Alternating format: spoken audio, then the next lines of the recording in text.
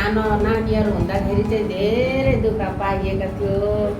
आज छोराछोरी ठुलो भयो अनि यसैले मदर्स डेमा पनि नानीहरूले राम्रोसँगले देश विदेशको घरको सबै भएर बातचित गरेर चाहिँ रमाइलो मदर्स डे मनाइदिएको छ। अनि केक पनि छ। अनि कान्छी बहिनी चाहिँ अन्तरी बहिनी हो। अनि यता छोरीहरू फोटो खिच्दैछ, नातिनी छ, यता कान्छी नातिनी बुहारी छ, यता बधाइनी छ मक्ख परिराखेको।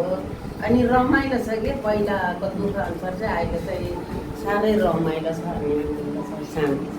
परमेश्वरलाई पनि धन्यवाद। परमेश्वरले जे गर्नुहुन्छ राम्रो गर्नुहुन्छ। पहिलाको यति नमिठो अहिलेको मिठो र पहिलाको आँसु अहिलेको चाहिँ आँसु छ। धेरै धन्यवाद। परमेश्वरलाई धन्यवाद भएको आजको मदर्स डे चाहिँ नानीहरूले हाम्रो लागि सम्झेर धेरै यहाँ स्वागत गरिदिनु भएको छ। अनि धेरै नानीहरूलाई सम्झेको छौँ। देश विदेशमा भएको छोराछोरीहरूलाई पनि आजको दिन चाहिँ परमेश्वरले हामीलाई असल दिन दिनुभएको रहेछ, हामीलाई योजना बनाउनु भएको रहेछ भनेर आज चाहिँ मलाई धेरै महसुस हुँदैछ, धेरै याद हुँदैछ। नानीहरूको छोराछोरी भयो भने यसरी आमा बाउको स्वागत गर्ने रहेछ। अनि नो बाबा अनि धेरै रमाइलो हुने रहेछ। अब यस्तो रमाइलो हुन्छ भनेर त सोचेको पनि थिएन। म त खुसी नै कहिले हुन्थेन। आज चाहिँ धेरै खुसी छु। धेरै धेरै छोराछोरीलाई धन्यवाद हो परमेश्वरले अनि आशिष दिनुभएको। यहाँ तल छेउमा चाहिँ मेरो कान्छी बहिनी, यहाँ भएको चाहिँ मेरो साइनी दिदी हो र म अन्तरी बहिनी हो। र यहाँ भिडियो गरिदिनु हुँदैछ कान्छा नाति र कान्छी छोरी अनि जेठी छोरी अनि यहाँ नातिनी बुहारी अनि उता भदाइनी अनि यहाँ चाहिँ हाम्रो छोरीको छोरी नातिनी। आज यहाँ चाहिँ हामी मिलेर रमाइलो गर्दैछौँ। सबैजनालाई धन्यवाद गर्छु, परमेश्वरलाई धन्यवाद गर्छु।